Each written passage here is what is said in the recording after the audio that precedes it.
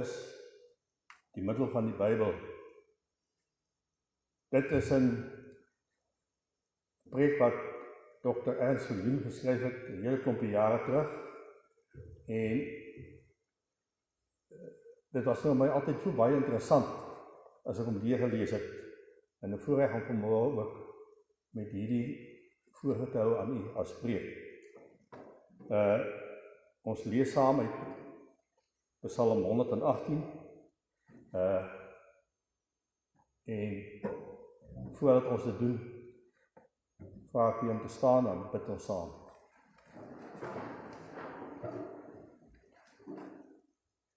Onse Vader, wat in die hemel is, laat ons vanoggend op u naam heilig. Dankie Here vir u liefde, u genade aan elkeen van ons. Dat ons so bevoorreg is om vanmôre hier saam te kan wees. En gee dat ons ook, waar ons donderdag hemelvaart gevier het, dat ons ook soos die disippels, waar hulle sien Jesus opvaar het na die hemel, met blydskap daarna weggegaan het. Dat ons ook vanmôre hier, op die eerste Sondag na hemelvaart, ook met blydskap hier sal vergader en hier weggaan, vir al die genade aan ons bewys. Ons bid ook Here dat vir hulle wat siek is, vir hulle wat bedroef is, wees ook met daardie huis, daardie gesin, gee dat ook die trooster sal wees daar. Dankie Here vir die reën wat daar buite geval het. U weet wat ons behoefte is, u weet wat ons nodig is, om die damme weer vol te maak, en die lande weer te kan besproei, dat die veld weer kan groei, en dat daar kos is vir dier, vir mens, ja, vir alles wat lewe. Ons bid ook so nou vir ons herderspaar wat op elkeen in hulle eie rigting gaan, lei hulle veilig, en wil die genade ook groot wees oor hulle. Ons dankie Here vir al die liefde. Ons dankie dat u ons gekom het om sondags te red.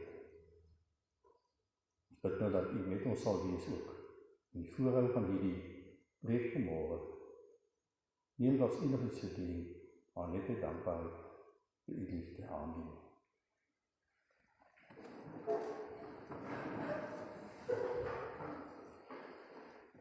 Psalm 118 is 'n danklied van die feesvierende menigte, maar Psalm 118 is ook 'n messiaanse psalm wat in Christus Jesus volbring is. Daarom was dit vir my gepas om ook op hierdie eerste Sondag na hemelvaart te kyk, wat kry ons uit hierdie psalm? Ek hou aan die voor. Loof die Here, want hy is goed, want sy goedertierenheid is tot in ewigheid. Laat Israel dan sê dat sy goedertierenheid tot in ewigheid is. Laat die huis van Aaron dan sê dat sy goedertierenheid tot in ewigheid is. Die goedertierenheid kan ons ook sê dat sy liefde met ons is. Laat die wat die Here vrees dan sê dat sy goedertierenheid tot in ewigheid is. Uit die benoudheid het ek uit die Here aangeroep. Die Here het my verhoor in die ruimte. Die Here is vir my, ek sal nie vrees nie. Wat kan 'n mens aan my doen? Die Here is vir my as 'n helper. So sal ek dan neersien op die wat my haat. Dit is beter om by die Here te skuil as om op mense te vertrou. Dit is beter om by die Here te skuil as om op edeles te vertrou. Al die heidene het my omsingel, sê Dawid. Dit is in die naam van die Here dat ek hulle stukkend gekap het, dat hy hulle oorwin het. Hulle het my omsingel, ja, hulle het my omsingel. Dit is in die naam van die Here dat ek hulle stikkend gekap het. Hulle het my omsingel soos bye. Hulle is uitgeblus soos 'n doringtakvuur. Dit is in die naam van die Here dat ek hulle stikkend gekap het. Jy het my hart gestamp om my te laat val, maar die Here het my gehelp. Die Here is my sterkte en psalm, en hy het my tot heil geword.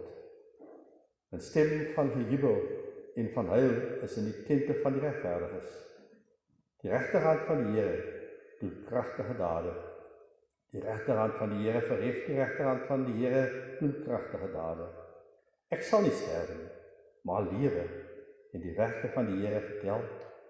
Die Here het my hart gekastei, maar my aan die dood nie oorgegee nie. Maak ook vir my die poorte van die geregtigheid. Ek wil daardeur ingaan. Ek wil die Here loof. Dit is die poort van die Here, regverdiges mag daardeur ingaan. Ek wil U loof, omdat U my verhoor het, en my tot heil geword het. Die steen, wat die bouers verwerp het 'n hoeksteen geword. Dit het van die Here gekom. Dit is wonderbaar in sy oë. Dit is die dag wat die Here gemaak het. Laat ons daaroor juig en bly wees. Ag, Here, gee tog heil. Ag, Here, gee tog voorspoed. Geseënd is hy wat kom in die naam van die Here. Ons seën julle uit die huis van die Here. Die Here is God, en hy het vir ons lig gegee. Bind die feesoffer met toue tot by die horings van die altaar. U is my God, en ek wil U loof, o my God, ek wil U verhoog. Loof die Here, want hy is goed, want sy goedertierenheid is tot in ewigheid. Sover die woord van die Here. Dr. Viljoen lei hom in, wat sy sê, weerskante van Psalm 118 is 594 hoofstukke voor en na hierdie psalm. Tel hierdie 2 maal 594 hoofstukke by mekaar en jy kry 1188 hoofstukke. Plaas 'n dubbelpunt voor die laaste 8 en jy kom uit in Psalm 118 vers 8. Dit is met ander woorde die middelste versie in die heilige woord van God, wat hy deur sy gees oor meer as 3000 jaar vir ons laat opteken het. En dit is ook ons teks, wat staan presies in die middel van die Bybel. Dit is beter om by die Here te skuil, as om op mense te vertrou. Laat my toe om hierdie sentrale vers met die sentrale boodskap van die Bybel in verband te bring. Die Bybel is nie 'n gewone menslike boek nie, maar die onfeilbare, deur God self geïnspireerde woord. By verre die wonderlikste eienskap van die Bybel is die boodskap van God daarin vir elkeen wat hy na sy ewige welbehae bestem het om sy kind te wees. Die evangelie is die goeie nuus of blye boodskap vir my en jou en elkeen wat die Here liefhet. Met die oog daarop het ons agtergekom dat God sy hele woord laat sentreer om een persoon, Jesus Christus. Dit is die kernboodskap van die Bybel. As jy omgang met die Bybel, het sy deur lees of Bybelstudie daarvan, jou by Jesus Christus uitbring, het die Bybel sy wonderlike boodskap tot jou deurgedring. Dan sê Dr. vir Jesus Christus, die sin van God se woord. As ons daar blaai na Hebreërs 1 vers 1 tot 3, toe staan daar die volgende. Nadat God baie keer en op baie maniere in die oudheid gespreek het tot die vaders deur die profete, het hy hierdie laaste dae tot ons gespreek deur die Seun, wat hy as erfgenaam van alles aangestel het, deur wie hy ook die wêreld gemaak het. Hy wat die afskynsel is van die heerlikheid en die afdruksel van sy wese, en alle dinge dra deur die woord van sy krag, nadat hy deur homself die reiniging van ons sondes bewerk het gaan sit aan die regterhand van die majesteit in die hoogte. Ja, hy het opgevaar na die hemel en sit aan die regterhand van die Vader. Van die begin tot die eind gaan dit dus 'n God se woord oor sy seun, Jesus Christus. Dit is inderdaad so, kan ons maklik bevestig uit Johannes 5 vers 45 tot 47. Daar sê ons die Here Jesus vir die groot skrifkenners van sy tyd: moenie dink dat ek julle by die Vader sal beskuldig nie. Daar is een wat julle beskuldig, Moses, op wie julle gehoop het. Maar as julle Moses geglo het, sal julle my glo, want hy het van my geskrywe. En as julle sy geskrifte nie glo nie, hoe sal julle my woorde glo? Maar, broeder en suster, dit word alles nog soveel duideliker. As ons blaai na die opgestane Jesus se gesprek daar met die Emmausgangers in Lukas 24 vers 25 wat Dominee so, dink is 2 Sondae terug oor gepreek het. Eers sê hy vir hulle: o onverstandiges, met harte wat traag is om te glo alles wat die profete gespreek het. Moes die Christus nie hierdie dinge ly en in sy heerlikheid ingaan nie? En dan verduidelik Jesus waar saam met hulle op die pad gestap het, as hulle daar kom, dan sê hy, en dan staan daar hoe hy van die begin by Moses en al die profete om vir hulle uit te lê hoe al die skrifte op hom betrekking het.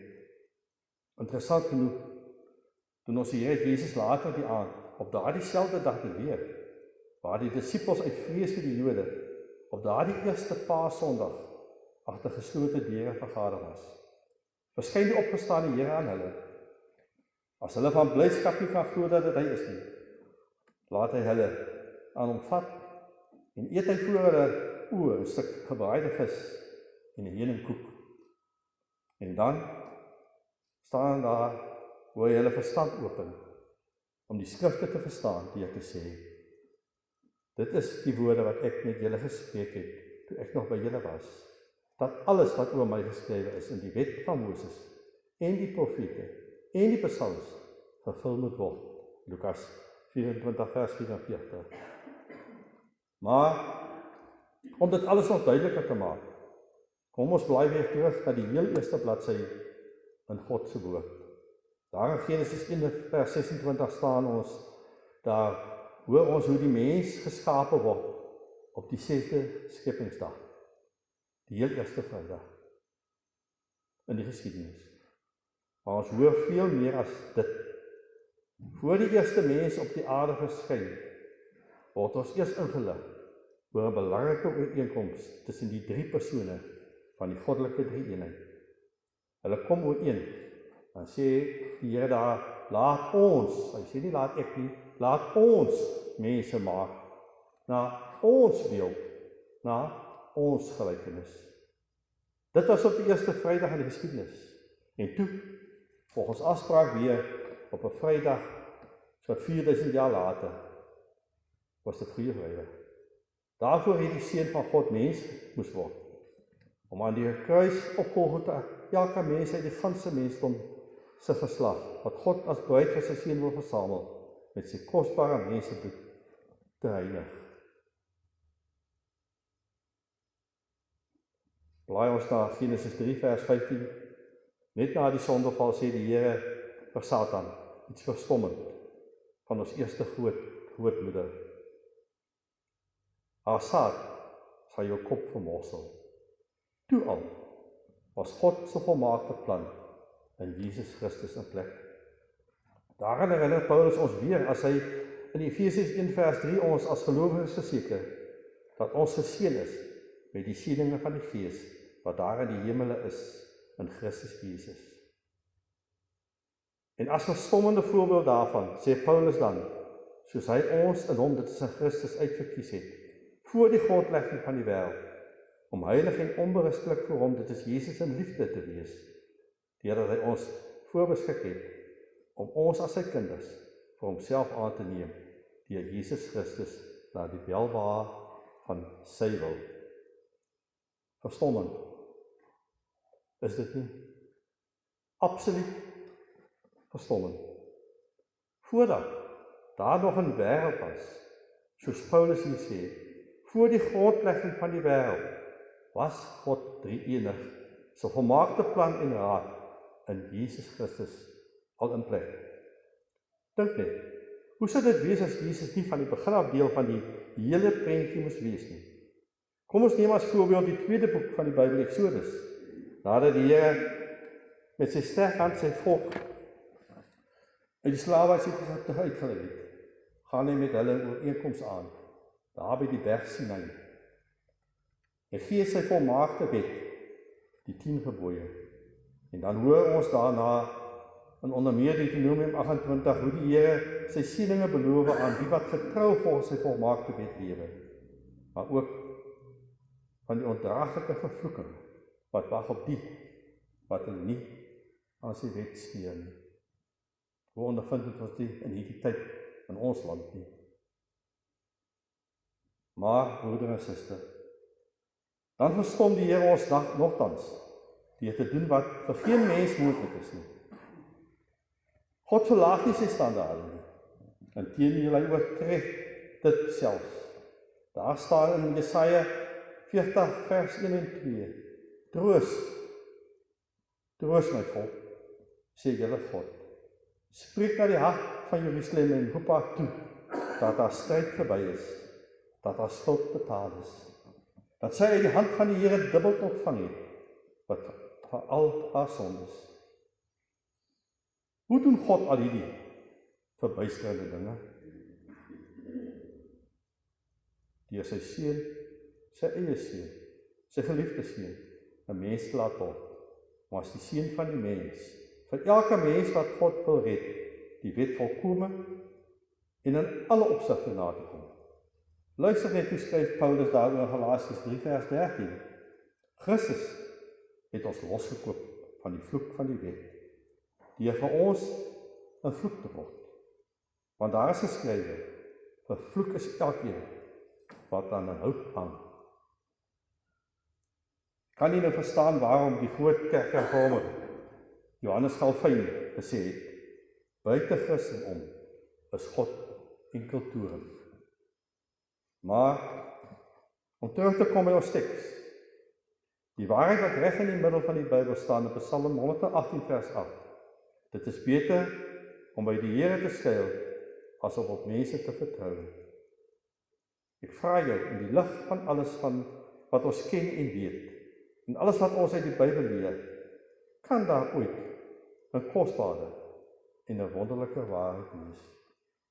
Nou sê Dr. Viljoen, hy wil afsluit, maar hy wil net iets vertel wat vir hom baie na in die hart was. Hy sê dat hy het 'n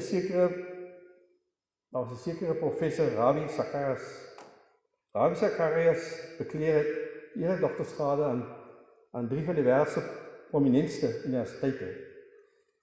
En alhoewel hy nederig van self is hy in die oë van baie mense beslis ook nou in Dr. Viljoen se oë van die voorste Christen apologete ter wêreld. Nou apologete ter wille van die kinders, dit is 'n verdediger van die Christelike geloof, veral daar in die 2de en die 3de eeu. Professor Zacharias is as 'n Hindoe in Indië gebore en het op 17-jarige leeftyd na 'n mislukte selfmoordpoging deur God se almagtige en genadige optrede 'n Christen geword.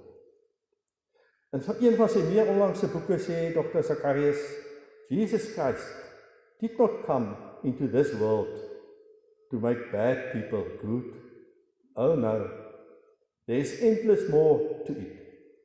Jesus Christ came into this world to make dead people alive. Ja, ons wat dood is van die sonde. Jesus Christus het na die wêreld toe gekom om ons te red en ons te vat na waar hy opgevaar het, na die Vader toe, dat ons ook in daardie majesteit kan lewe as kinders van God. By 'n ander geleentheid verwys hy na 'n bemiddelingsgesprek waarin hy saam met die Afrikaanse aartsbiskop betrokke was, by een van die invloedrykste Sikhs en lede van Al-Qaeda in Transjordanië. Dr. Zacharias is 5 minute gegeen om vir die siek iets te vra. Wat toe gebeur het, was verstommend. Hy het die siek verwys na die berg Moria, nie ver van die plek af waar hulle vergader het nie. En toe het hy die siek gevra of hy weet wat ongeveer 5000 jaar gelede daar gebeur het. Die siek kon dit onthou. Vader Abraham is met sy seun teen daardie berg Moria, daar naby hulle, om sy seun te gaan offer. Dit alles kon die siek beaam. Maar kan u onthou wat het toe gebeur nadat die seun al vasgebind was op die altaar en Abraham gereed staan om met die slagmes in sy hand sy seun te slag? Toe Abraham sy hand met daardie slagmes in afgekom het, het God daardie hand gestop. Sover was die siek nog by. Maar toe verwys Dr. Zacharias hom nog eens na 'n koppie, daar naby Golgotha.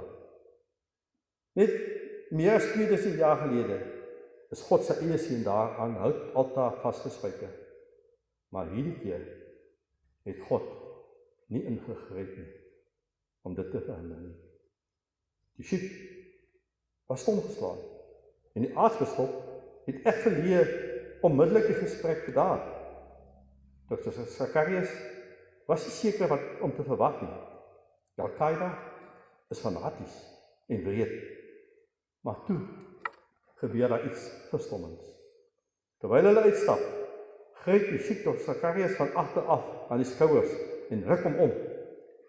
Zacharias het vir 'n oomblik gedink, sy dae op aarde is getel. Teen alle verwagting in, druk daardie robuuste siek om teen hom vas en soen hom soos hulle gebruik is op albei wange.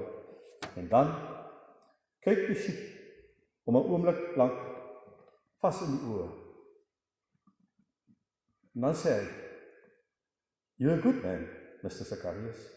I hope you'll meet again." Maar dit ook vir ons gesê word, dat ons goed is in die oë van die Here, en dat ons ook God weer sal ontmoet. Slot. Wonderlik is dit om die God van die woord te ken. En reg in die middel van daardie woord staan. Dit is beter om by die Here te skuil, as om op mense te vertrou. Amen. Kom ons dank God. Dank Vader. Dank vir u genade. Ja, Here, dit is onverdiende guns aan u. Dat u in die raadsplan nog voor die wêreld geskape is alreeds.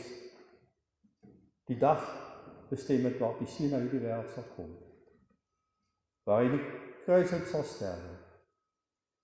Waar hy sal begrawe word en op die derde dag weer opstaan. Waar hy sal opvaar na u toe in die hemel. Waar ons dan op volgende Sondag Pinksterfees hou. Wil u ook die Heilige Gees uitstort as trooster en laat ons waarlik krag sal ontvang vir die wêreld waarin ons lewe. Dat ons ook oorwinnaars sal wees en saam met u die oorwinnaars gewoon kan en feesmaal vier daar in die hemel. Wees met ons in hierdie Pinkstertyd, dat ons opnuut besiel sal word om te besef wat u vir ons gedoen het. Daarvoor dank ons u maar net vanoggend. Dank u Here, dat ons maar net op u kan vertrou. Want Here, so baie keer stel mense ons te leer. En al wat ons net wil sê is, dank Vader, dank vir die genade. Vergewe ons sondes, ons bid dit in Jesus Christus naam. Amen.